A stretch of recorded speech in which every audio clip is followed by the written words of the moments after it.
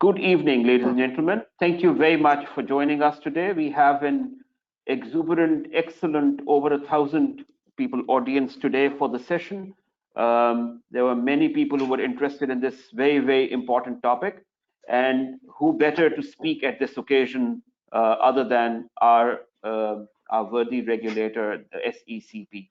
So today we have with us um, three, although you can see three people on the camera, but there is backstage support team from SECP as well with us today. So I will go on to introduce our panelists. So first and foremost, I'll introduce the SECP team to you. As you can see on the screen, Mr. Mubashir Said. Mr. Mubashir Said Sadazai is a lawyer by profession and has a vast experience of more than 20 years in regulating the corporate sector. He's presently serving as an executive director, registrar of companies, and head of department, corporatization and compliance at SECP, and information system and technology. So a lot of responsibility shouldered by Mr. Mubashir Said. Thank you very much for joining us, sir. In addition, he's also been entrusted with the Office of Registrar, Secured Transactions Registry. Mr. Sadazai shall be giving opening remarks on behalf of SECP. Following that, we have with us Mr. Shahbaz Munawar, as you can see from our studio in Lahore. Mr. Shahbaz Sarwar is presently serving in the capacity of Additional Registrar in charge, Company Registration Office, Lahore of SECP. Sorry, forgot to mention that Mr. Mubashir Said has joined us from Islamabad. And Mr. Shahbaz Sarwar and Ms. Sidra Mansoor that we introduced, they have joined us from the ACCA media room in Lahore, and they are from the SECP Lahore office. So continuing with Mr. Shahbaz's introduction, Mr. Sarwar is a fellow member of ICMAP, which is a partner institution of ACCA in Pakistan. He has around 20 years of experience in the field of corporate laws, financial and cost accounting and management decision support services. He's also worked as in charge CRO Faisalabad, CRO Lahore, as well as SECP headquarters in Islamabad. Before joining SECP, he was working as a senior accounts executive in Packages Limited. And we also have with us Ms. Sidra Mansoor, who's presently serving in the capacity of Additional Registrar, Company Registration Office, Lahore of SECP. Ms. Mansoor is a Master's in Business Economics and Law graduate and an ACCA affiliate. She has also around 20 years of experience working in different areas, departments of SECP, mainly corporatization, compliance department, and as CRO. Ms. Mansoor shall be speaking on major part of the post-incorporation statutory compliance requirements in the light of Companies Act 2017. And from ACCA's side, I am the regional head of member affairs, Haroon Ahmed Jan, acting as the host in today's session. We also have with us Asad Hamid Khan, who is the head of ACCA Pakistan.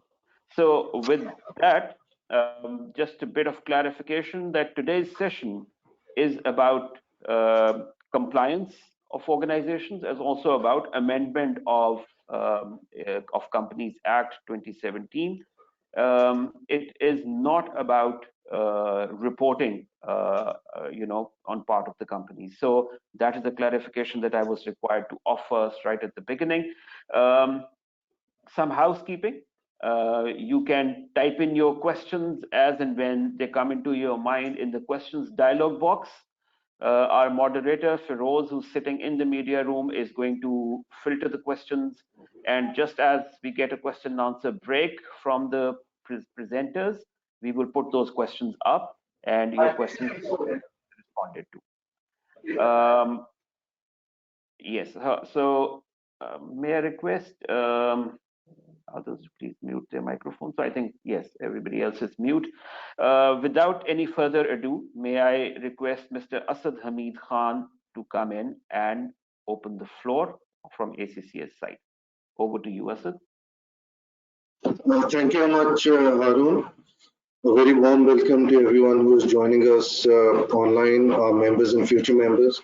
I'd like to especially thank the Securities and Exchange Commission leadership team represented by Mr. Mubashir Said and the company registration office team represented by Sidra Mansoor. Thank you very much for this opportunity where you can present and share insights in terms of, on the need and importance for corporate compliance and leading on to sharing the amendments in respect of the Companies Act 2017. So just for my understanding, Harun, will the presentation that I shared be shared by Feroz yourself?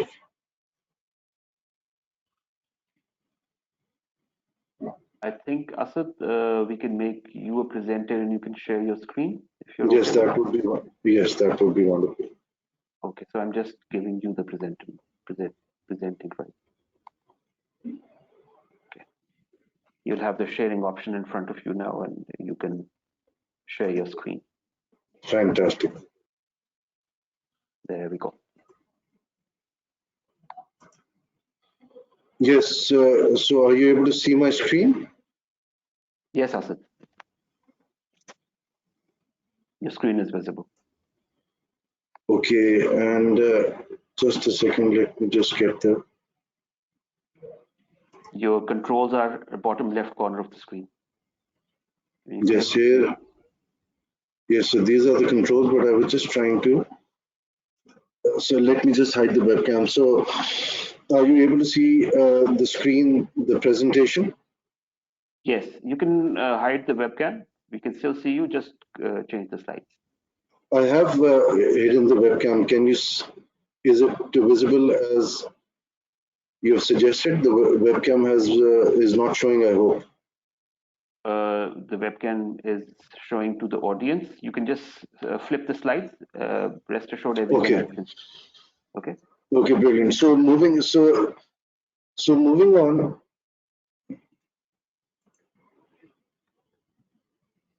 Yes, so just a bit of background in terms of the start of the conversation. So we are here for a very important element. We are here with the apex regulator. We are here with the core team that regulates the corporate entities in Pakistan. I'm sure that later in today's presentation, we will have colleagues from SECP sharing for our benefit how the SECP is structured, their high-level administrative responsibilities under their act, and how they facilitate and regulate the respective entities that are with them. So linking that up, I think all of us over here are, from the audience perspective, representing the profession, which ACCA, in terms of its focus, believes that is a force for public good. And as you can see, that we at ACC feel that the accountancy profession is the cornerstone profession, not just for the society, but it's also vital for any economy, any organization, individuals like us to help grow and prosper. The way the profession has evolved over the years, the way the needs have evolved over the years, the way the skill sets have developed, the way the technology has come up, you would see later how ACCA views that, and you will have a very good bridge and synchronization with us upholding public trust through integrity and compliance. So linking this up with ACCA's purpose, vision, and values. So our purpose is that we are a force for public good, that we are able to create opportunity irrespective of any artificial barriers. In terms of our vision, it is to be number one in developing the accountancy profession, and we read that as economies that the world needs, in this case, Pakistan. And last but not the least, our values, which are based on inclusivity, which are based on integrity, and which are based on innovation and embracing changes. We at ACCA have, in our recent professional insights, which forms a major part of what ACCA contributes to the profession globally, picked up 7 priorities for this profession. And as you can see, it's about you see, building resilient economies. It is about supporting entrepreneurial growth. It is about developing the future-ready talent that is not just suited for today's needs, but is also suited for the growing needs of even unseen scenarios as of today. We have seen new business models emerging. We have seen how our regulators and policymakers like the Securities and Exchange Commission, through their agile regulatory framework formation, have enabled setting up a totally new arena within our economy when we specifically talk about the digital economy. Ethics and trust continue to be really at the heart of the profession. So everything that we do, anything that we undertake, the expectation from us as professional accountants is that it is upholding the highest values of ethics and highest standards of trust. Standards and regulation, you see, this is what we are here for. We have regulators and organizations like the Securities and Exchange Commission of Pakistan that are helping steer this arena, and I'll just share later the very high level in terms of what we perceive as professional accountants and as businesses, the role that SECP undertakes. Then you see sustainability recently has been at the core. So with COVID coming in, with new ways of working coming in, with disruption happening in global economies, there is now a strong focus back in terms of how our policies, our actions as professional accountants can contribute not just towards the profit of our businesses, but also contribute towards the people and the planet. That is, you would hear a lot of conversation going forward in terms of ESG, which is environmental, social, and governance, how that is being perceived by investors for undertaking investments in organizations, in economies like Pakistan, in different jurisdictions.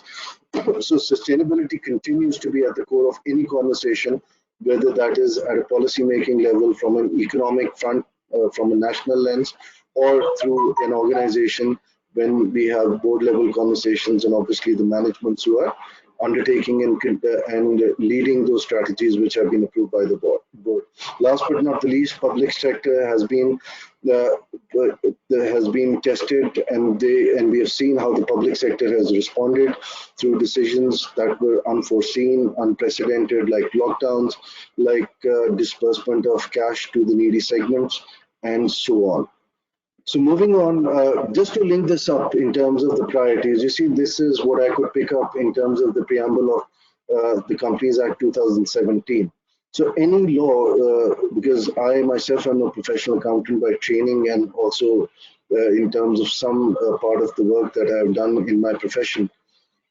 So any law that we look at, so we always look at the preamble, so it sets the tone, it sets the framework, it really gives us the stakeholders and the core rationale for why that law exists, what that law envisages in terms of regulation, and how that impacts the society and the stakeholders that it is regulating. So as you would see in this, that the objective of and I have much more learned colleagues on this call from the SECP who will be able to maybe give you days and days of briefing simply on the preamble. So I'll just try to sum it up to create that context for our session later today. So we are talking about facilitating corporatization. We are talking about promoting development of corporate sector. We are at the same time, in terms of the new ways of working, the new business models, encouraging use of technology and electronic means, the conduct of the business and regulations, so how the businesses, their management, their operations, and their practices are formulated, are run by the management, and how they are regulated. And last but not the least, you see, what is this law and which stakeholder is this law trying to protect? So we are talking about the interests of the shareholders, we are talking about the interests of the creditors, other stakeholders that have a direct stake or indirect stake in the organization, the general public by virtue of, you see, listed companies, people investing in those companies through the stock exchanges, and what are they trying to inculcate or uphold? That is principles of good governance, safeguarding the minority interest in the corporate entities. So I'll just close this presentation in terms of what SECP would be sharing in their presentation later today, you see, and how it resonates with the larger national economic agenda. So there are this UN Sustainable Development Goals, which ACC has committed to. We have committed to 9 out of these 17, and you would see that whether it's about quality education, whether it's about gender equality, whether it's about creating opportunity at work which contributes to the national economy, whether it's in terms of innovation, how we are integrated with the global economies, how diversity, equity, and inclusion is encouraged through the various laws, including the codes of corporate governance, how we as individuals, professionals, organizations are responsible and have a direct view on the natural capital which we are utilizing within our respective organizations, and what is our commitment in terms of being environment friendly, our commitments to net zero, carbon emissions, the most optimal utilization of natural resources, and last but not the least, two areas related to strong institutions built on ethics, integrity, and trust, and how we partner with different stakeholders. Like you see, SECP has been kind enough to share their resources and time and bring us this opportunity where we can learn and get a direct insight into the law that they have created themselves. They understand the spirit, and I hope that the session later today and the insights that we would have from Mr. Mubashir Said are helpful in us becoming better, more relevant, and effective professional accountants going forward. So that's it from my end. So I'll hand it back to you, Harun. Thank you very much, Asad. Good scene setting. I think you very clearly laid out ACCA's thought process, ACCA's priorities, and our commitment to the UN SDGs. Thank you very much for that. Before handing over to Mr. Mubashir for his welcome remarks or opening remarks, I may also want to recognize two of our colleagues, namely Asad Mahmood Malik and Waqar Yunus. Not the Waqar Yunus we used to have in our cricket team, but the Waqar Yunus we had in our ACCA Pakistan team. So both these gentlemen have done a fantastic work in bringing SECP and ACCA together.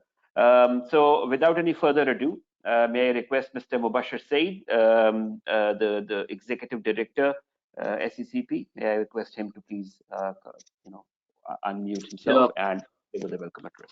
Over to you. Thank you so much. Thank you so much. Bismillah Rahman Rahim. And Assalamu alaikum, ladies and gentlemen.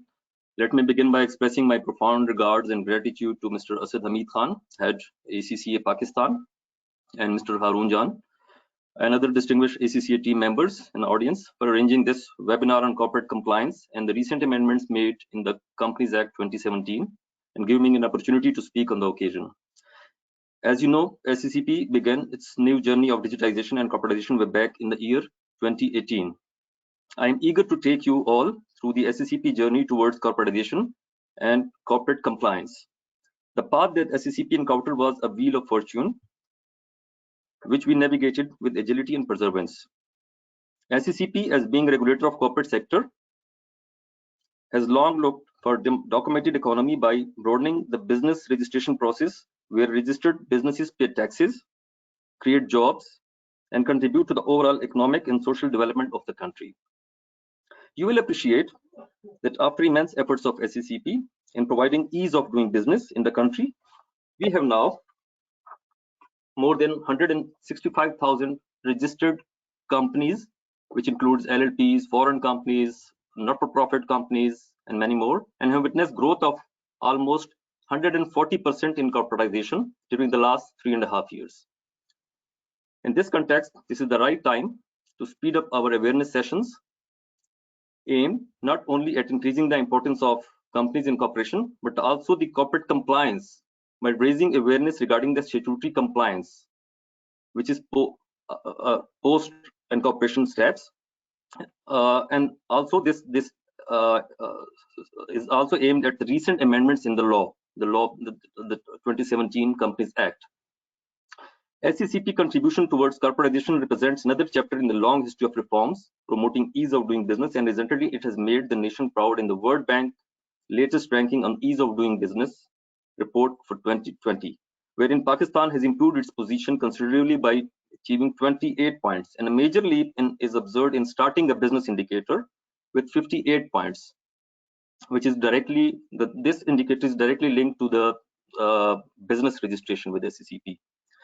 Choosing to nurture human and intellectual capital at crucial times like these, SECP has established its preeminent business center at Islamabad for swift incorporation of companies, where the process of company name reservation and company incorporation has been centralized for uniform application of law and the processes.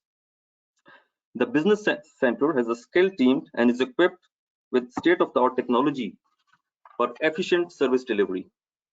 To remove the language barrier and to help facilitate foreign investors, Chinese foreign help desk is also established at Business Center, where Chinese fluent official is deputed for guidance of foreigners. Embracing the innovation in relationship between SECP and the public, we introduced WhatsApp service for business care in July last year. Believing that the future era belongs to digitization, SECP has launched the facility for issuance of electronic certificate of incorporation and a portal for expeditious opening of bank accounts of newly registered companies, whereby real-time access to banks has been provided. And I think there are some 40 banks which have been provided this facility to the statutory records of companies, resulting in reduced turnaround time for opening of corporate bank accounts. In order to facilitate already registered companies in their post-incorporation compliance requirements, acknowledgement of major returns are issued on real-time basis, and digital certified copies have been introduced, with service delivery on the same day through our online filing system, which has significantly reduced the turnaround time. We are also working to provide facility to the general public to access companies' record from their offices instead of visiting SECP premises. To improve ease of doing business, numerous improvements and refinements have been introduced, which mainly includes end-to-end digitization of company incorporation process, introduction of combined incorporation certificates with some other federal and provincial entities, launch of digital portal for banks to address difficulties faced by companies in account opening. We, being regulator of the corporate sector, are cognizant of the fact that simplifying the regulatory requirement is essential to document the economy, in light of which amendments are earlier introduced in the Companies Act 2017 to ease doing business of all companies, where now private companies are allowed to issue shares to their employees through the employee stock option scheme. Earlier, this facility was only available to the listed and unlisted companies. We have also done away with the requirement of filing of unaudited financial statements by small private companies. So these achievements are a source of immense motivation for every individual working hard to tackle volatility with fearlessness that has defined SECP. As I speak to you now, our team are engaged in translating the future of digitized corporate sector in Pakistan. So ladies and gentlemen, once again, I am thankful to ACCA Pakistan for giving SECP an opportunity to be part of this awareness campaign. So now over to Arun Jan. Thank you so much. Thank you very much, Mr. Mubashir. Thank you for your kind words as well, and we look forward to this collaboration, growing from this point. Thank you very much for your address. I think now is the time when we go to our presenters from our media room, Mr. Sidra and Mr. Shahbaz. So can we hand over to you for your presentation? And Feroz, if you can help with the slide sharing of slides, please. Thank you very much.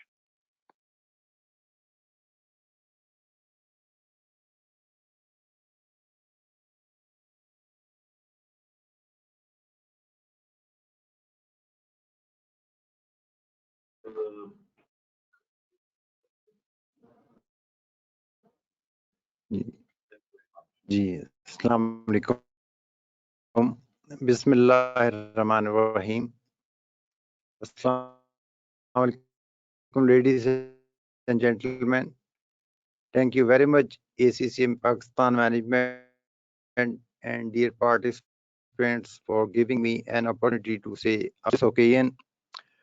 I would like to say that with registrars working at company registration effectively serve the front officers of SECP. As custodian of public utility services, have an obligation to our corporate customers to meet their expectations.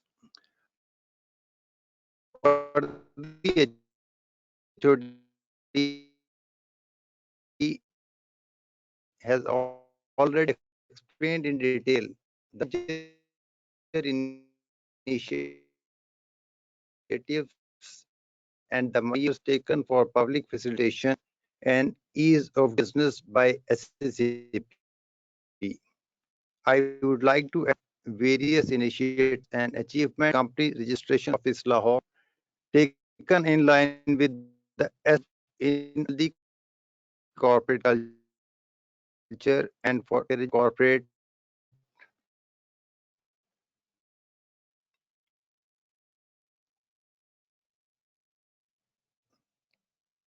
compliance. Would like to brief you about the corporatization trend in Lahore region and overall measures taken by SCP and the effort of the Lahore. The incorporation rate in Lahore region increased by 60% since the 2019. Lahore, now we have 50,000 companies registered, paired with 33,000 companies in 2019. Due to the initiatives taken for public awareness regarding the corporate compliance requirement, we have been able to increase the corporate compliance by 29% in the year 2021. These measures taken for increasing the corporate rate includes seminars, awareness sessions in collaboration with different professional bodies like ICAP, ICMP, and different trade bodies like Gujarat Chamber, Lahore Chamber, Sialkot Chamber, Women Chamber, and different bars including Lahore Tax Bar, Gujarat Tax Bar, Pakistan Tax Bar.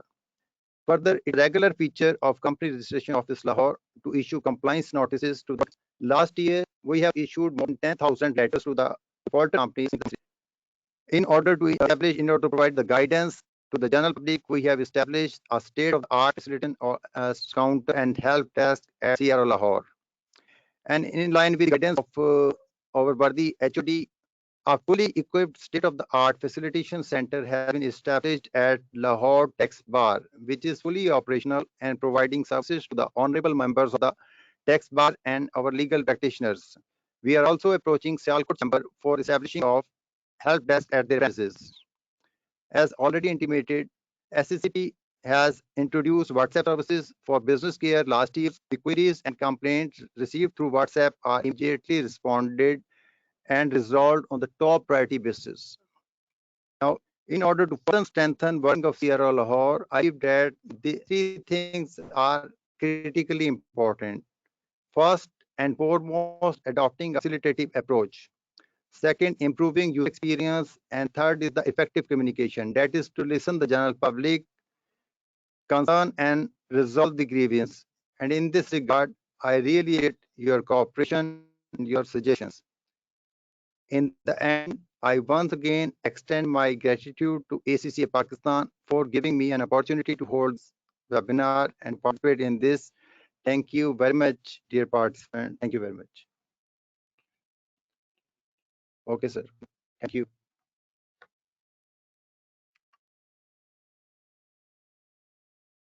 Thank you very much, Mr. Shehbaz.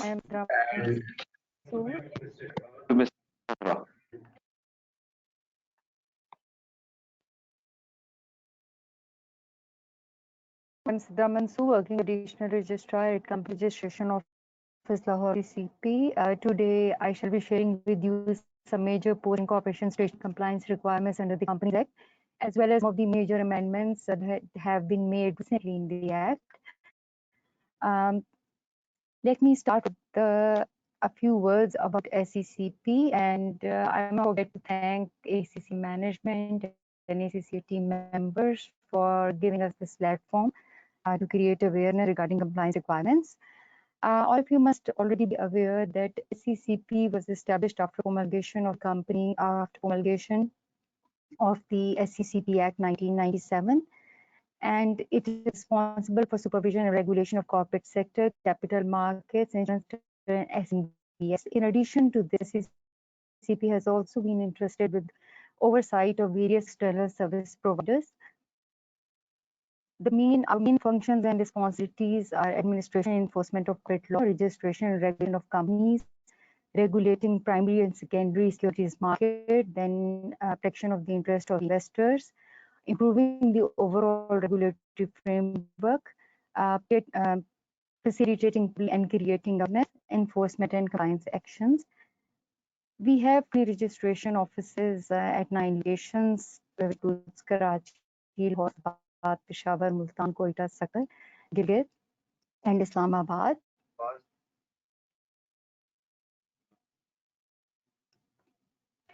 I will start with the basic concept of a company, and then I will move on to the post-incorporation requirements. Company means legal entity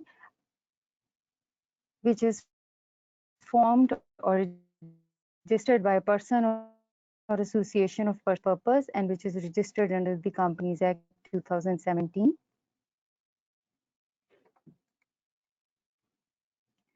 As mentioned by the HOD of Quotization and Compliance Department, we have more than 65,000 companies at present, which is registered with the SECP, and thousands of applications filed for registration of new companies. Incorporation requirements have also been simplified, like we have now one-pager memorandum of association and with only principal line of business required to be mentioned, and which means that a company can engage in any lawful business per section 26 of the Act, and more chief executive directors are also appointed at the time of incorporation and no separate filing required subsequently.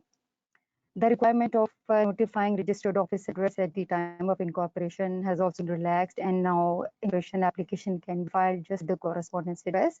So these are some of the major simplifications that have played an important role in increasing our corporatization rate. With this in mind, obviously compliance is more important as we have an increasing number of companies day by day. Some of the major immediate post-incorporation requirements are establishment of first registered office of the company, then of first register in case it is applicable for company. I will discuss in detail later on. Appointment of company secretary, that is also in case it is applicable, then appointment of legal of the companies on which it is applicable, then commencement of business, which is only applicable in case of public companies. As regards maintenance of registered office address, the company has been incorporated. Within a period of 30 days after its incorporation, it is required to establish a registered office. A registered office is an office of the company where it is required to maintain statutory books and accounts, and for it is used for communication of notices and further any change. In case there is any change in registered office, it is also required to be notified on a specified form. And there are certain approvals also required in case change of registered office is from one person to another.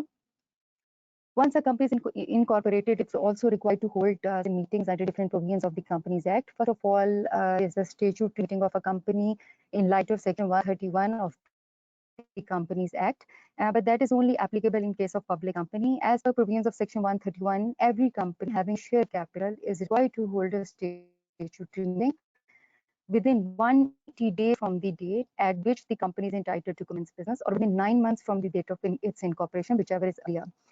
Then there's an annual general meeting, which is covered under Section 132 of the Act, and every company is required to hold a general meeting within 3 months of the date of its incorporation, and subsequently once in every calendar year within a period of 120 days during the close of its financial year. If any other general meeting is called by the company, that is called an other than annual meeting, that is an extraordinary general meeting. And Section 133 of the Companies Act covers the calling of extraordinary general meeting. Basically, the board of directors of a company may call an extraordinary general meeting for decisions that require the approval of the company. Then comes the subject of appointment, retirement, resignation, and disqualification of directors. There are certain who are ineligible to become a director, like minors or people of unsound mind, or those which have been convicted, and there are certain other individuals as well. Then there is a minimum number of directors prescribed under the law for different of companies. Then there are provisions regarding directors and their term, elections, the procedure for election of directors, provisions for election of directors. For instance, in case of single member company, one director is required to be appointed. For private limited companies, two members. For public state, the requirement prescribed under the law is 3 members and 3 directors. And for listed, 10 members, 7 directors. Associations are required to comply with all the requirements for public limited companies. Now I come to the subject of appointment and election of directors. In light of Section 57 of the Act, every registered company's first director shall hold office until the election of directors in the first meeting of the company. At the date of annual meeting, all sitting directors stand retired, and then election is held, and they are re-elected for a term of 3 years. For that election of directors, there is a provision in law that number of first directors may be increased by the company by appointing additional directors, but that requires a resolution in a general meeting. As mentioned in this slide, as per provisions of Section 158, all directors of the company on the date of first annual general meeting, or in case of subsequent directors on expiry of term of directors, which is 3 years, mentioned in Section 161, shall stand retired from office, and the directors shall continue to perform their function until their successors are elected. In that, there is a requirement that if company is unable to hold its election, it has to report this to the registrar within 45 days before the due date of election, and that detail has been covered in Section 50 of the Act. 159 of the Act describes the procedure for election of directors the companies are required to comply with, and it provides that the existing directors of a company shall fix the number of directors to be elected in the annual general meeting not later than 35 days before convening of such meeting, and the number of directors so fixed shall not change except with prior approval of general meeting in which election is to be held. The notice of the meeting at which directors are elected shall the matters expressly state the number of directors fixed and the names of the retiring directors, and any member who seeks to contest an election to the office of director, whether he is a retiring director or otherwise, filed with the company not later than 14 days before the date of the meeting at which elections are to be held, a notice of his intention to offer himself for election as director. However, it is pertinent to mention here that he can withdraw his consent at any time before the due date of elections. It is there's another important point which I would like to share, that is that directors of a company shall, unless the number of persons who offer themselves to be elected is, and the number of directors under subsection 1 shall be elected by the members of the in general meeting. There is a provision in Companies Act regarding fresh election of directors, which is applicable in case election is to be held before expired term 3 years, and Section 162 of the Act covers fresh election directors. Section 162 provides that if a member acquires after the requisite shareholding to get him elected as director on the board of the company, he may require the company to hold fresh election of directors in accordance with the procedure laid down in Section 159 of the Act, provided that the of directors fixed in the preceding election shall not be decreased.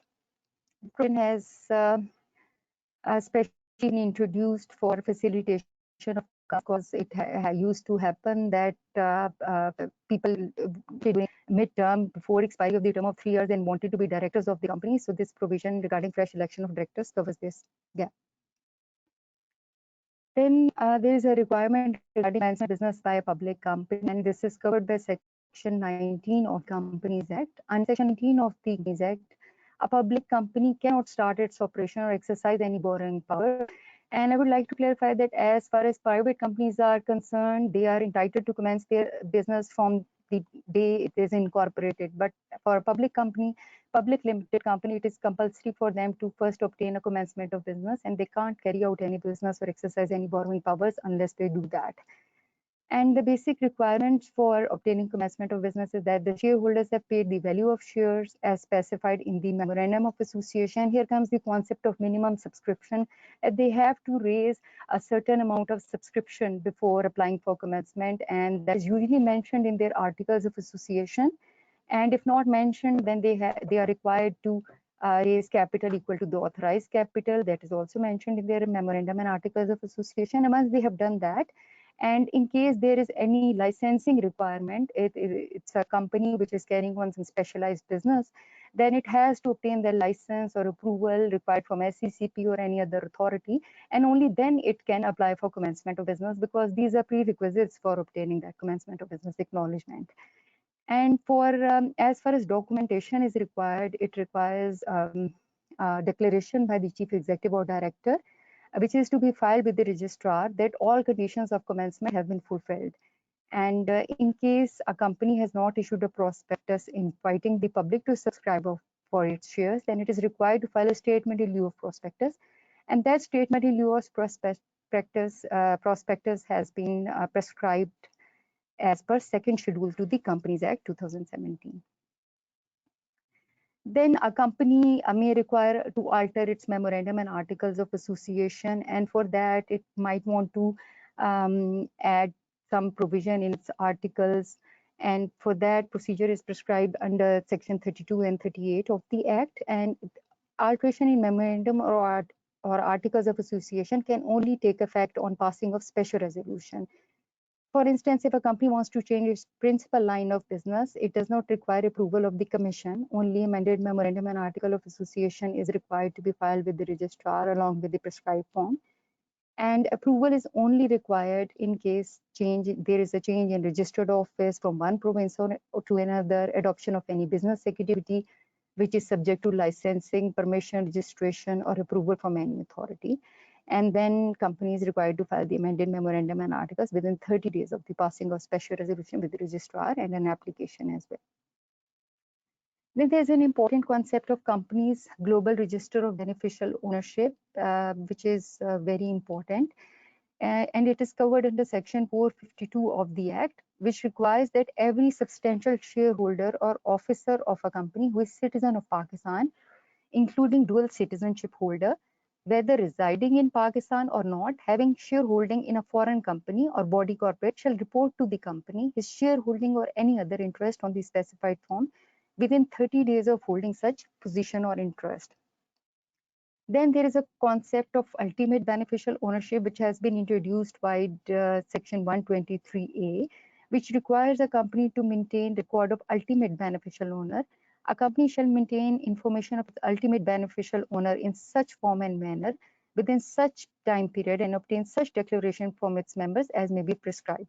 Now here comes the concept of ultimate beneficial owner, that who is an ultimate beneficial owner? The law defines ultimate beneficial owner as a natural person who ultimately owns or controls a company, whether directly or indirectly, through at least 25% shares or voting rights, or by exercising effective control in that company through such other means as may be specified.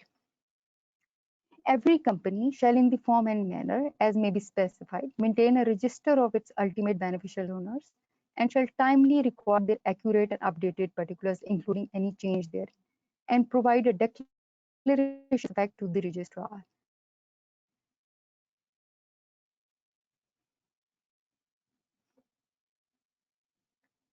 Now here's a comparison of applicability of the requirements of 123A, which is regarding ultimate beneficial ownership, and section 452 of the Companies Act, which is regarding the concept of beneficial ownership. As regards ultimate beneficial ownership, it is applicable on all the companies which have natural persons as ultimate beneficial owners, with not less than 25% ownership, controlling rights in that company. Whereas as regards beneficial ownership requirement under section 452 of the Act, every substantial shareholder having not less than 10% in or officer of the company having shareholders in a foreign company or body is required to report particulars beneficial ownership and maintain a register as well. You ultimate beneficial ownership, and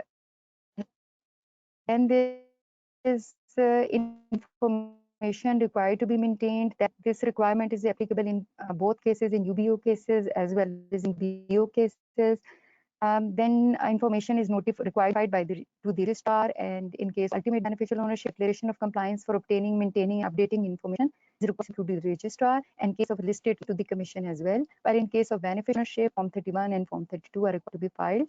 Information is publicly available in case of ultimate beneficial ownership, but in case of BO is not publicly available. Information will also be provided to other authorities as required, and then penal provisions as under the law in case of non-class. Ownership reporting requires the company's general provisions and form regulations. Different formats have been provided under the law. For instance, Form 14 is the format of the register, and it maintains the information that is to be maintained by the company in its register regarding particulars of its beneficial owner. Then there is a Form 42 format for the company, on which it has members for providing particulars of ultimate beneficial. Then is Form 43, declaration by member about ultimate beneficial owners. Then Form 44, declaration of membership of ultimate beneficial owners and particulars thereof. And then Form 45 is basically the statutory return, which is declaration of compliance with the provisions of Section 123A of the Companies Act, which is required to be filed with the registrar, with the Company Registration Office of SECP. This requirement is applicable within 3 months of coming into force of Section 123A, that is by 26 November 2020 first time, and then along with the, in case of any change in particulars, and along with annual return. In addition to this, basically, though I already explained was various statutory returns or various events which required filing of statutory returns. But at companies also required to maintain certain statutory registers. In addition to maintaining accounting records, the company are required to maintain register of members containing detail of its shareholders, members, transfer authority, register of its directors, officers, mortgage and charge loans taken by it from different financial institutions, in detail regarding investment in its associated companies and undertakings, and contracts or arrangement in which directors are interested.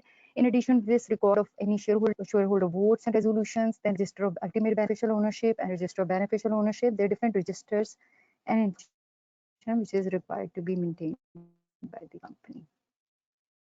As regards compliance through filing of returns, as organizations grow, changes are imminent within the organization, and accordingly, returns of the changes are required filed with the registrar. The filing of statutory returns can be broadly categorized into 3 categories: event-based filing, then there is a quarterly filing, and there is an annual filing. As regards annual filing includes annual returns such as Form A, Form B, Form C, and filing of financial statements, which are to be filed once a year on an annual basis. And there is quarterly filing, and quarterly filing is basically applicable on financial statements filed by listed companies or specialized companies if required under the specialized law. There is an event-based filing which depends on the event. If the event comes, then company is required to be file those returns within a specific timeline. This includes appointment of directors or other officers such as CEO, company secretary, legal advisor, holding of meetings, annual general meeting, extraordinary general meeting, election of directors, change in registered office address, commencement of business, statutory meeting. In case statutory meeting is held, a statutory report is required to be filed prior to the meeting. Then in case allotment of shares, the statutory returns have been prescribed under the company general provisions and form regulations on which this event can be notified. Then in case there is an increase in authorized or paid up capital, statutory returns have been prescribed. Then in case of transfer of shares, registration of modification and satisfaction of mortgage charges, and in case there is an alteration in memorandum and benefit ownership particulars.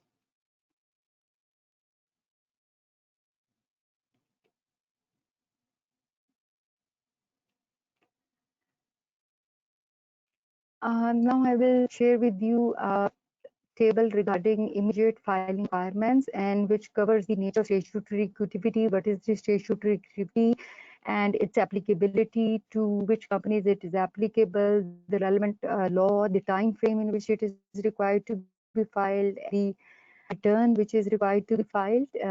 Number one, as already I have discussed, establishment of first registered office, and it's applicable on all kinds of companies. And Section 21 of the Companies Act 2017 deals with this area, and time frame is within 30 days of the date of incorporation in case the company has not provided registered address and only provided correspondence address at the time of incorporation. Notice of any subsequent change of registered office has to be reported to the registrar within 15 days of the date of change. Then there was a requirement regarding payment of subscription money undertaken to be subscribed by subscribers, and that was covered in Section 17 of the Act. That requirement has been abolished by recent amendments, and I will discuss it later. Then there's a requirement regarding appointment of first auditor, which is applicable to all companies except private limited companies having made up capital of ₹1 million or such higher amount may be notified. This is covered by Section 246 and 223 of the Act. And first auditor is required to be appointed by the companies within 90 days of the date of incorporation. And once the auditor is appointed, Form 29, which is the prescribed statute return for notifying particulars of officers of the company or any change therein, is required to be filed within 14 days of that appointment, along with consent of auditor.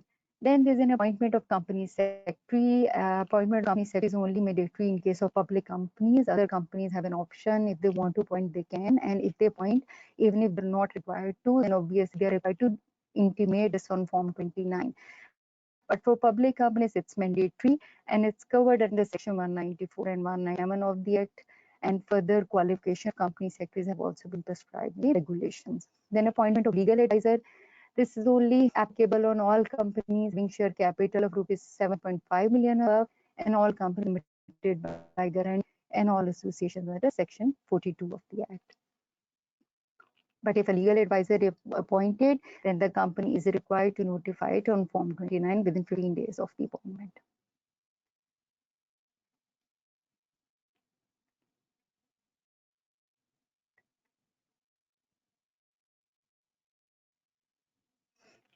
Then we have mandatory filing of annual return, Form A, B, and C. All companies, all applicable on all companies with a few exceptions, and it is covered as Section 130 of the Act. This annual return is to be filed within 30 days in case an annual general meeting is held within 30 days of the date of that annual general meeting, and if no AGM is held, then from the last date of the calendar year. Form A is filed by companies having share capital. B is to be filed by companies not having share capital. Filing of annual return is mandatory for all companies to the condition. For instance, if there is no change in particulars in annual file with the registrar, then a company has to file Form C, but there are certain exceptions as well, such as a single company is not required to file that, or a private company having paid up capital of not more than 3 million. It is not required to file that Form C. The rest of the companies, in case there is no change in particular last AG, they have to file Form C. Then there is a Form D, which is an annual return, but that is applicable in case of inactive companies.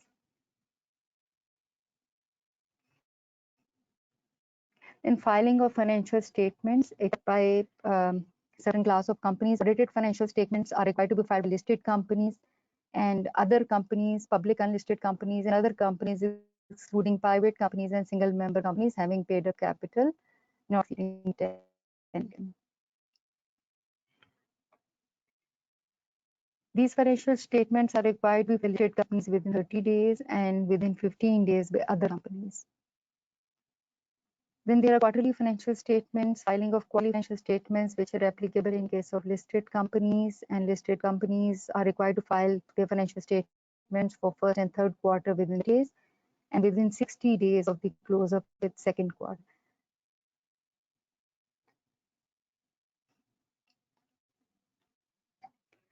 Similarly, as I have already explained that in case of appointment, election of director, including chief executive, company secretary, CFO, legal advisor, that event is to be notified on statutory return Form 29, and the filing time period is 15 days of the date of event.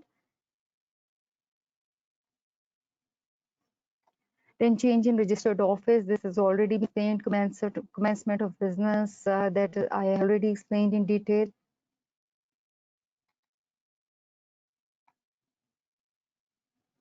Then in case there is increase in authorized capital, the company is required to file Form 7 and 26. These are the statutory forms prescribed under the Companies Act and required to be filed within 15 days from the date of passing of a special resolution for the members. Then thereafter there is a further allotment of shares. It is also applicable on all companies who have a share capital. And in this case, they are required to file a circular and a letter of offer and file it simultaneously to give it to members as well as file it simultaneously with the registrar. And return of allotment, that is Form 3, is required to be filed within 45 days. As regards transfer of share, change of more than 25% of shareholding or membership or voting rights is required to be reported. Once the threshold of 25% is crossed,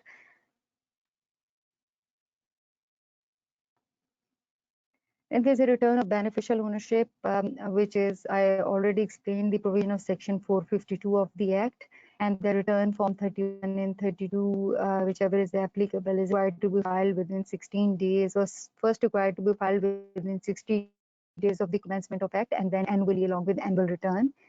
Then particulars of mortgage, charges, pledges, and memorandum of complete satisfaction. That is, company obtain loan from different financial institutions and want to get it registered with SECP to declare it as a secured creditor.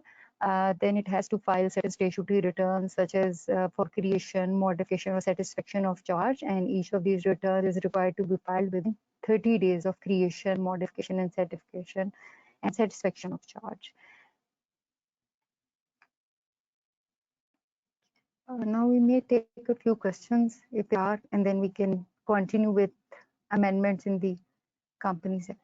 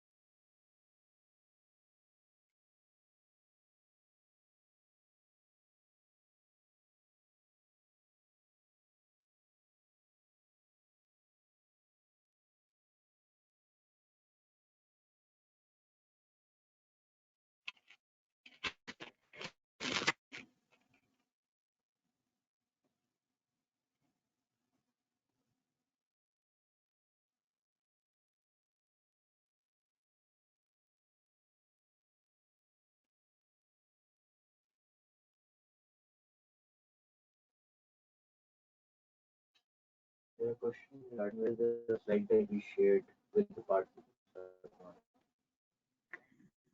We can coordinate with ACCA regarding this, and we will see if we can share. We will. Yeah.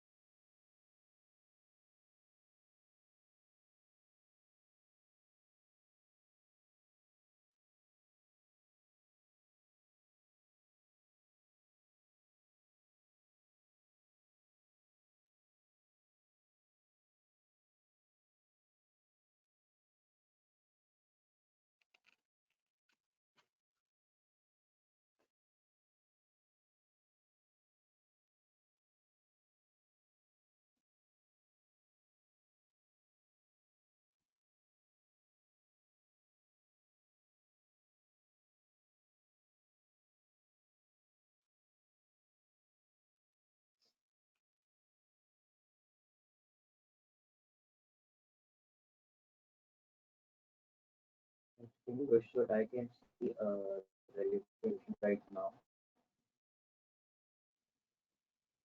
Is one.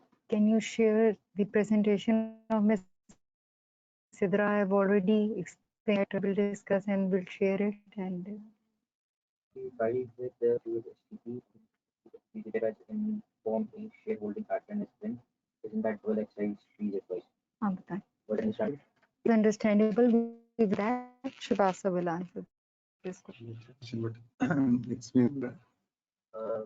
Basically, Naveed Ibrahim wants to know to be filed Form 42 with CP, whereas informed shareholding pattern is given. Isn't that a well exercise please advice?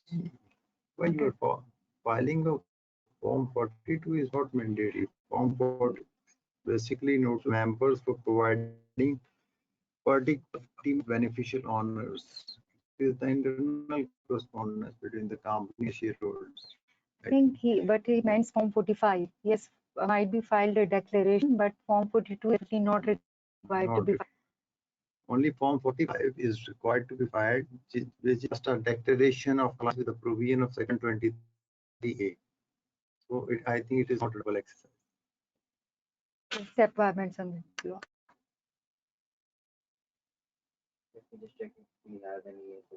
It's mostly the question regarding presentation slides. Is this all information available on any sort of portal on SEC's website, I believe? We have our laws and everything guidebooks available on SECP website, but obviously this presentation is not available on the website. This has to be shared. Basically, people are asking because this is quite comprehensive for all information.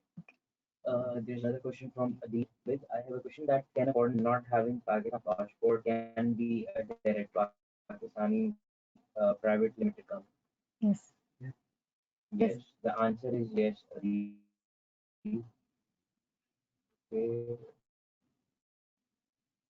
Okay. Obviously, there are certain security clearance requirements, and for that, certain documents have been prescribed, which are required to be submitted along with an undertaking. But definitely, he or she can be a director in a company in Pakistan. What are the annual filing requirements for single member company having share capital less than 1 million? That is Form 45, as I already explained, beneficial ownership particulars which are required to be maintained by company, and it is to be declared to registrar that those requirements have been complied with. So a single member company is required to file that, because obviously as a member company is not required to hold elections. It is a single member company as one member, and so Form 45 is required to file, unless there is any change in director or nominee or anything like that. Or I think one thing I would add, there is some little bit confusion between the company's global register of beneficiarship under Section 452 and the filing of declaration under Section 2123A.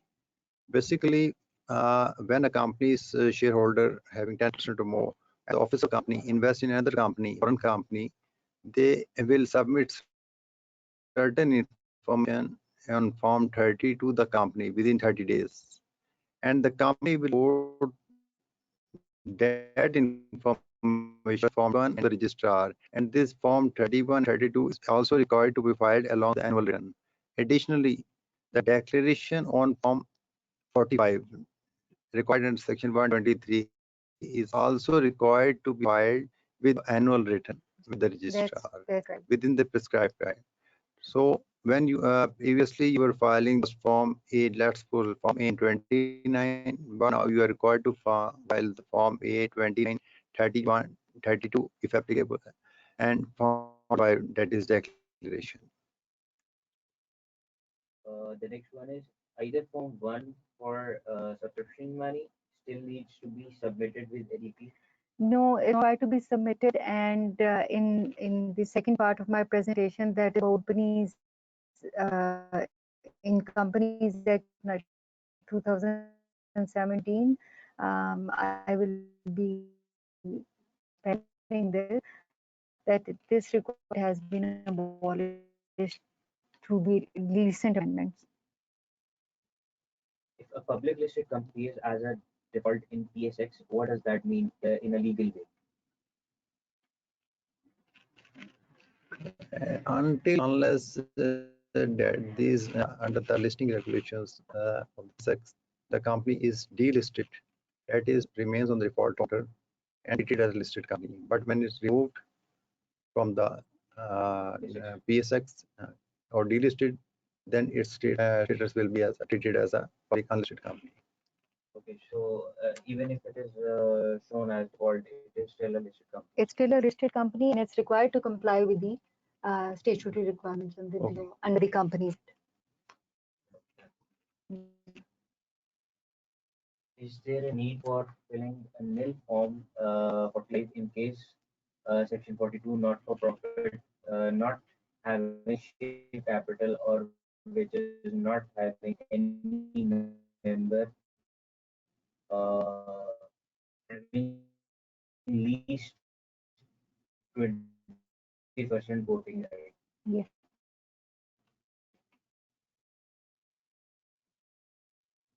In the Yes. company. Yes. Yes. Still. I think there's a little bit confusing, but it should fall. Yes, there is a need to fill in nil form.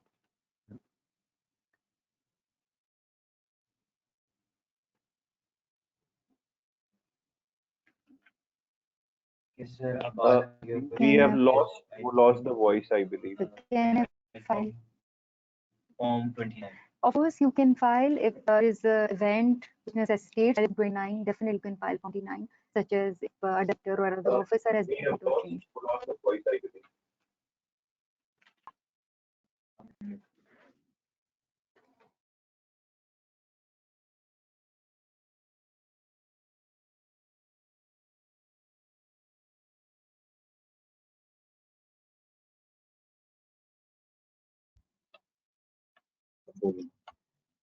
G, of course, Form 29 can be filed if there is an event necessitating filing of that return. For instance, if there is a change in directorship or chief executive or other officer of the company, or even if there is a change in particulars of any of these officers, Form 29 is required to be filed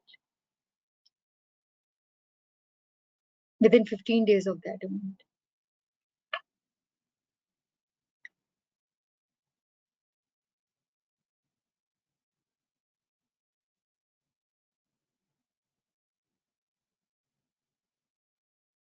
Takes disclosures.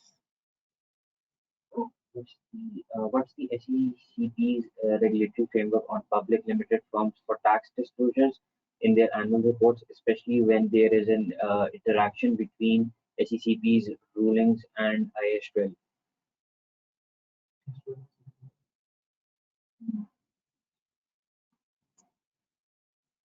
Can we take that question That question is later? not relevant to our presentation. Yeah, we'll look into that.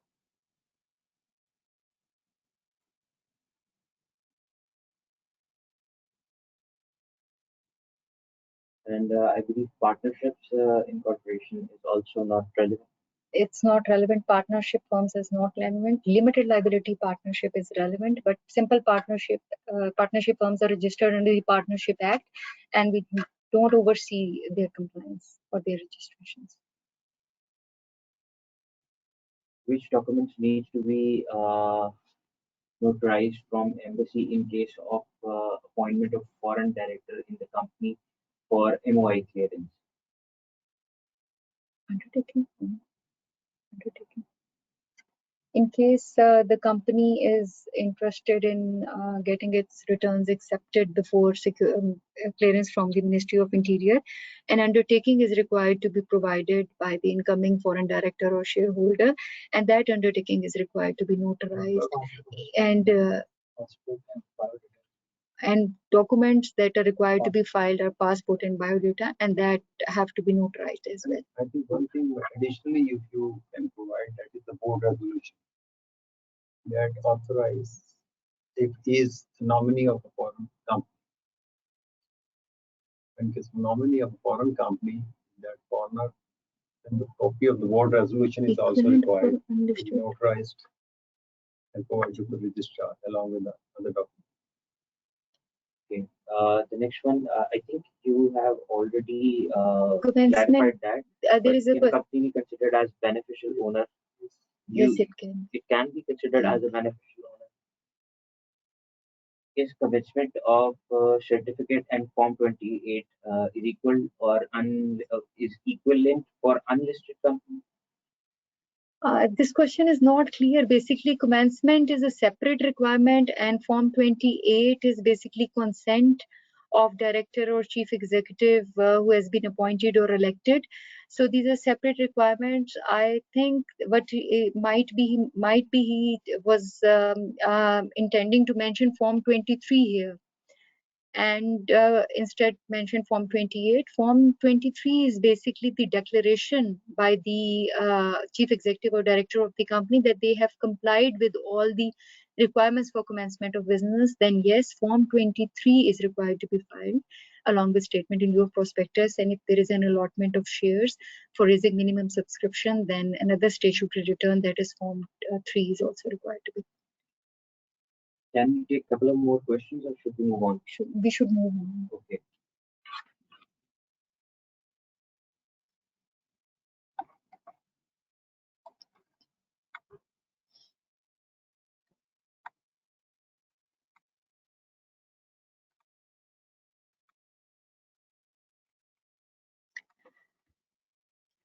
Now I come to the second part of my presentation, and that is amendments in the Companies Act 2017. Here I shall be covering the major amendments.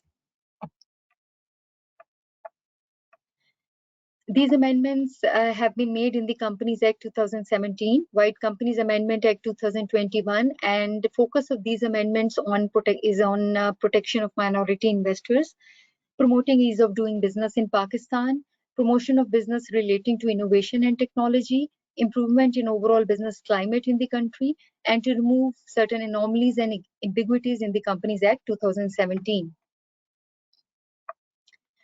Summary of major amendments which I will be covering is definition of a startup company has been added in order to give special privileges to startup companies to attract investment, acquire credit and innovative business products. And startup company has been defined as a company which is in existence for less than 10 years and which has a turnover less than or equal to 500 million in any of the financial years since its incorporation, or which is involved in innovation, development services, wealth creation, or employment potential. Then there was a requirement for every company to have a common seal that has been abolished by the amendments in the Companies Act. There was a question regarding filing of Form 1 and which was regarding reporting of subscription money. That has been also done away. That is not and required anymore. Then there was a requirement for financial statements to be filed by companies with paid-up capital less than 10 million. That has also been done away. Then private companies were previously not allowed to issue shares against non-cash consideration or against consideration in kind, and also not allowed to offer shares to their employees under employee stock option schemes. And this has also now been covered in under the recent amendments. And private companies have also been allowed to buy back their own shares. Previously, private companies were not allowed. Other important amendments which have been made, White Companies Amendment Act 2021. These include empowering minority shareholders holding 5% shares to give notice for calling a members meeting. This has revised downward from 10% to protect the rights of minority shareholders. For instance, previously, as per requirements of Section 140, only members holding 10% or more shareholding or voting rights were required to allowed to give a notice for calling a members meeting. But now this requirement has been reduced to 5% to protect minority shareholders. Previously, board resolution through circulation was required to be signed by all the directors, and now this requirement has also been relaxed and it is deemed to be passed if approved by a majority of directors, and this is covered under an amendment in Section 179 of the Act. In addition to this, to promote gender equality, requirements to mention husband's name for registration of a company have been abolished, bringing company registration requirements at par with for men and women. and these amendments have been introduced in section 31 and 37 of the Act. As regards reporting of subscription money, subsection 2 of section 17 of the Companies Act has been substituted with a new provision, and the requirement of filing of Form 1, which was required to be reported through Form 1 and mandated under subsection 3 of section 17 has also been abolished. The existing provision, the previous provision of the section 17 of the Act has been substituted with the following provisions. All monies payable by a subscriber in pursuance of his undertaking in the memorandum of association in the share subscribed shall be a debt due from him and be payable in such time, manner, and condition as may be notified by the Commission. Previously, the company was required to get that subscription money within 30 days and report to the registrar within 45 days. But that requirement has been abolished, and the requirement to file to report receipt of subscription money consequently has also been abolished. Then there are certain changes, certain amendments in section 83 of the Companies Act, which deals with further issue of capital. Existing provisions of section 83 were silent about further issue of share capital by private limited companies in case of issuance other than right. A new clause C has been added to section 83(1) for the private companies' requirements for further issue of share capital in case of issuance other than right. It states that a private company, if its articles authorizes, which means that if there is a provision in its articles of association, it can, by passing a special resolution, offer further issue of shares to any person for cash or in kind consideration. The Commission is authorized to notify condition and other requirements in this regard. Further, subsection 3 has been substituted, which provides that the letter, which basically adds a circular. Previously, there was only a requirement to file letter of offer. Now it has a circular has been added. And substituted subsection 3 provides that letter of offer referred to in subsection 2 shall be accompanied by a circular duly signed by all directors or an officer of the company authorized by them in this behalf on such form as may be specified, containing material information about the affairs of the company, latest statement of the accounts, and necessity for issue of further capital, provided that a copy of such circular shall also be filed with the registrar simultaneously at the time it is dispatched to the shareholders. A letter of offer is issued to the existing shareholders whenever a company plans to issue further shares.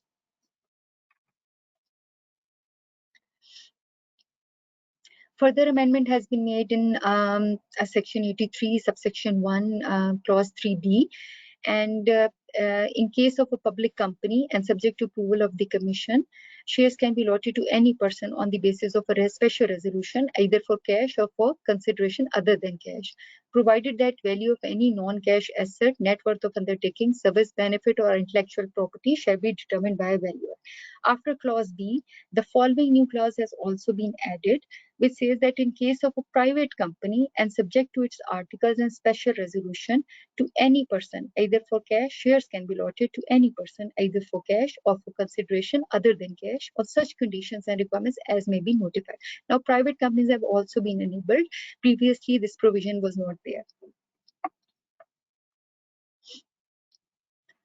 As I have already mentioned in the summary of amendments, that notice of resolution can now be given by minority shareholders as well. Voting power in the company to give notice of a resolution which they propose to be considered at the meeting has been reduced from 10% to 5%. Then the requirement of signing of board resolution by circulation by all the directors has also been relaxed. Now it is considered as passed if approved by the majority of directors. Then there's an amendment in section 227, and which is contents of directors' report and statement of compliance. A new clause has been inserted as clause 1A, that directors' report now require disclosure with respect to remuneration package of each of the directors and chief executive, including but not limited to salary, benefits, bonuses, stock options, pensions, and other incentives. Then a major relaxation is also omission of section 234, which was regarding filing of unaudited financial statements. Now, the companies are not a private company, not being a subsidiary of public company, having paid up capital not exceeding 1 million, rupees or such other amount of paid up capital as may be notified by the Commission shall file the duly authenticated financial statement, whether audited or not, with the registrar. This requirement has been done away with. Now, in light of Section 233, in case of private companies having paid up capital of more than 10 million, only they shall file with the registrar a copy of audited financial statements within 15 days of meeting in which accounts are approved. Then there is an enabling provision allowing private companies to offer shares to their employees under employee stock option schemes. And Section 83A provides that notwithstanding anything contained in Section 83 or any other provision of this Act, a company may, under the authority of special resolution, issue shares in accordance with the articles under employee stock option, in accordance with such procedure and subject to such conditions as may be specified. Then subsection 1 of Section 86 has been omitted, which basically prohibited the private companies to buy back their own shares. Now they can buy back their own shares. Then an enabling provision has been added, which is basically meant for promoting greater ease of doing business. That is Section 458A, which provides that notwithstanding anything contained in this Act or in any other law for the time being in force, the Commission may implement measures for providing greater ease of doing business, improving regulatory quality and efficiency, and facilitating innovation and the use of technology in conducting business by the corporate sector. And these include, but are not limited to, formalizing existing practices through regulations, specifying modes and procedures for enabling greater ease for entry into exit from the market to startup companies, constituting special task groups from the corporate sector, creating environment for testing and examining the impact of innovation, new processes or technologies outside the existing regulatory framework. Basically, this is an enabling provision to enable technology, innovation related measures and other measures for greater ease of doing business. That's it. Thank you very much for your patience and listening to us. Now we may take questions if there are any. Yes, there are.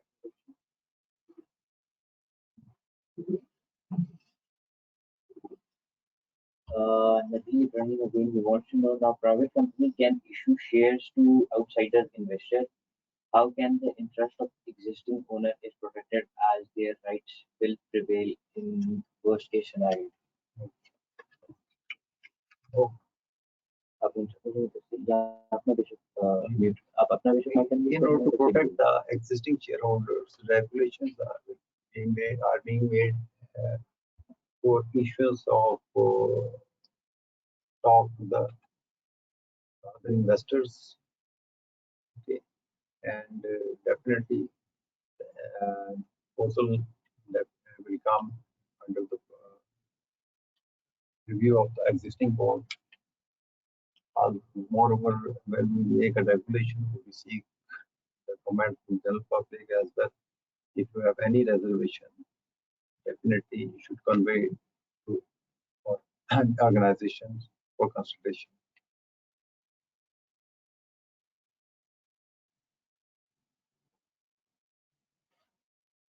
Can you please state the changes in the Companies Act 2017 related to public sector organizations in particular? I think these will be a lot. Or public sector organizations, there is no specific change because there are separate regulations for public sector companies. So these amendments, there is no as such change regarding public sector companies in this. And these amendments are available on our website as well. So major amendments I have already covered, and a few other to remove the ambiguities, we can refer to those as well. But as far as public sector companies are concerned, there are no such changes. okay, Mohammed Bilal wants to know, a private company having share capital less than 10 million is not required to appoint auditor at the time of incorporation.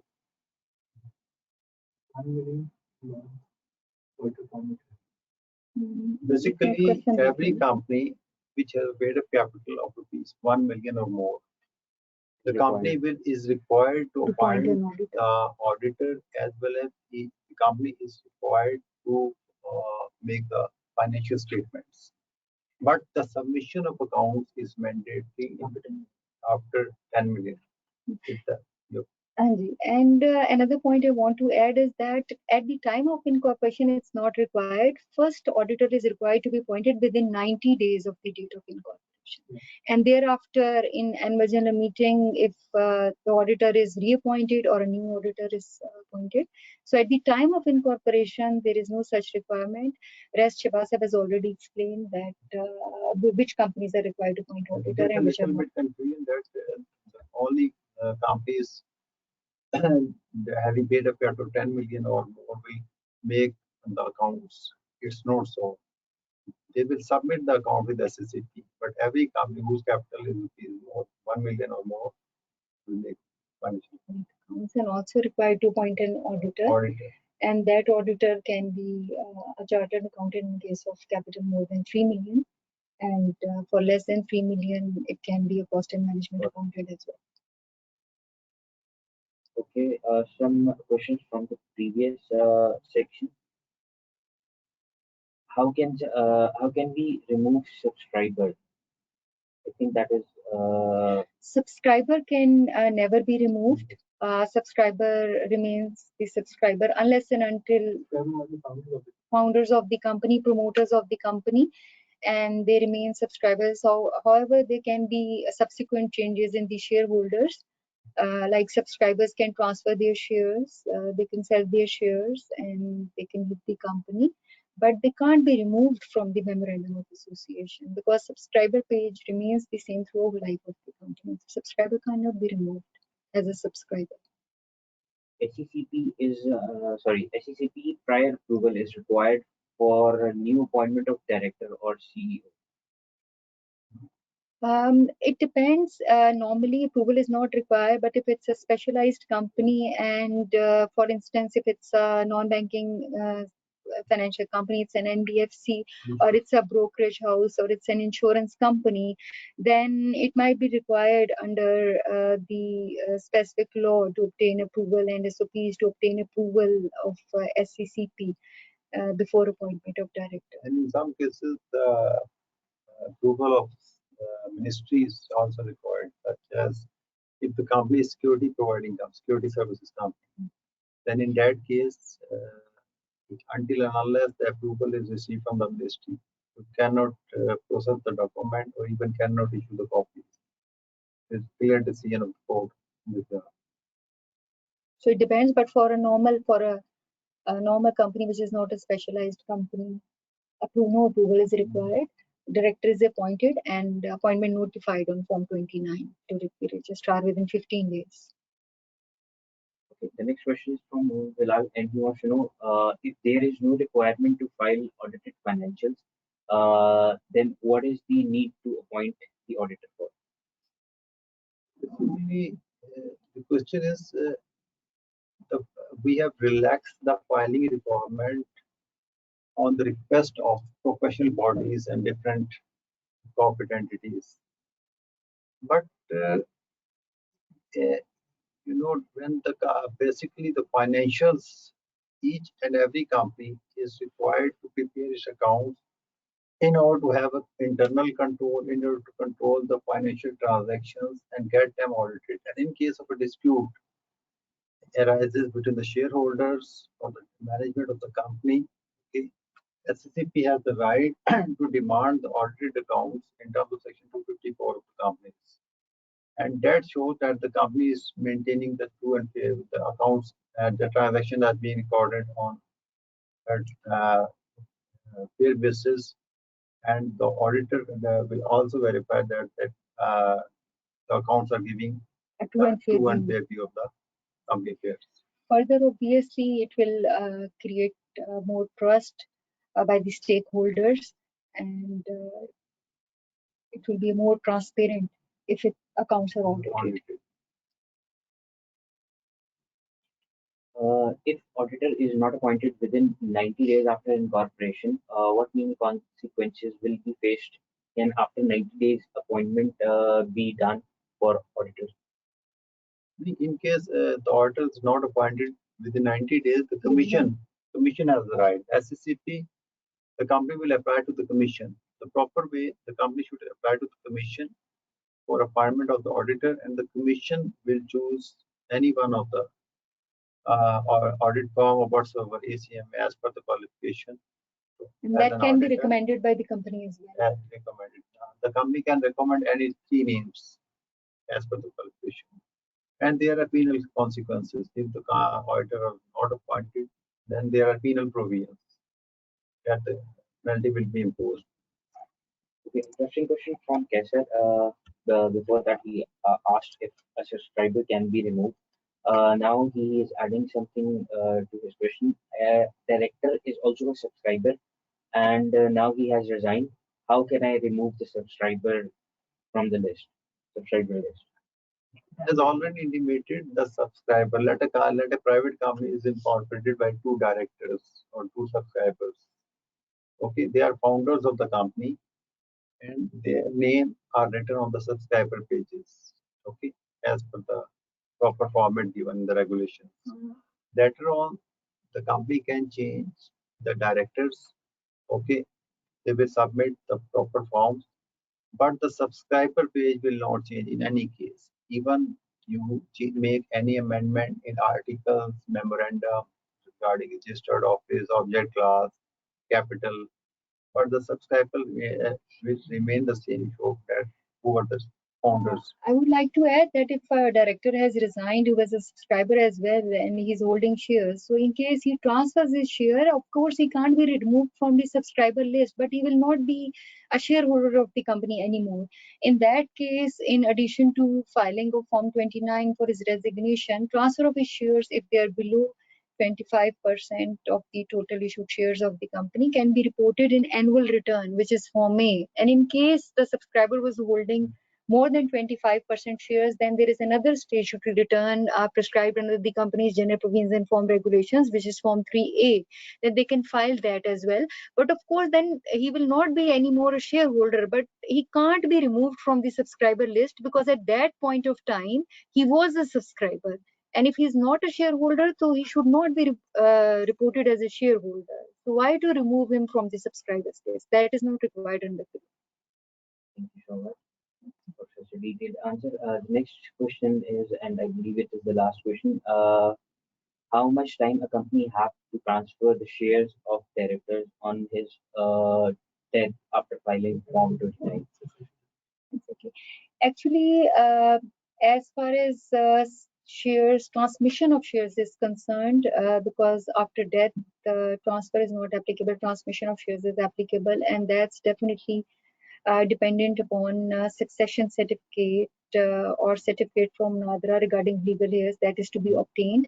And once that is obtained and a proper request is made to the board of directors of the company along with that instrument of transmission, that might be a succession certificate from the court or a certificate of legal heirs from NADRA. From that date, when directors approve that transmission, from that date, your timeline for filing of return for transfer of shares starts.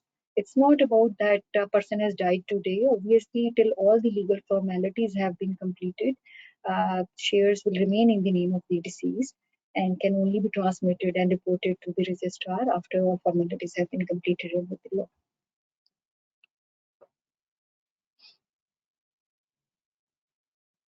Thank you so much. Are there any questions? Please type in. I believe we have answered all the questions, and I can see any pending questions as of right now.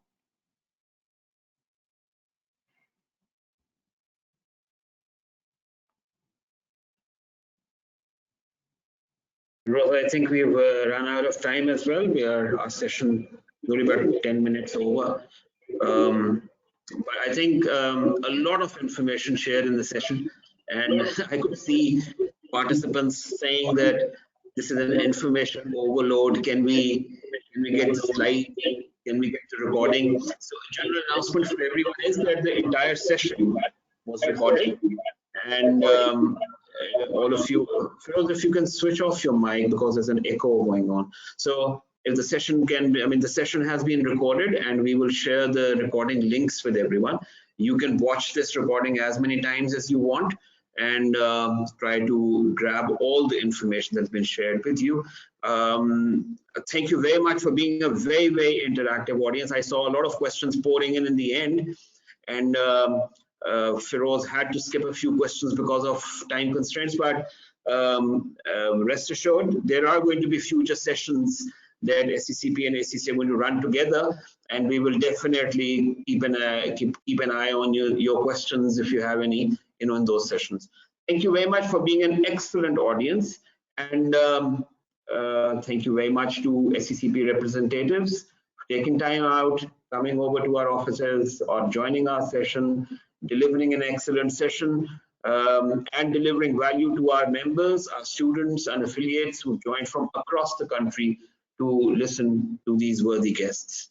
So I think with that, we call it the end of the session. Thank you very much. And last but not the least, I also want to mention that we will be issuing certificates of participation for people who were in the session today. So you will receive those in your emails in a day or so.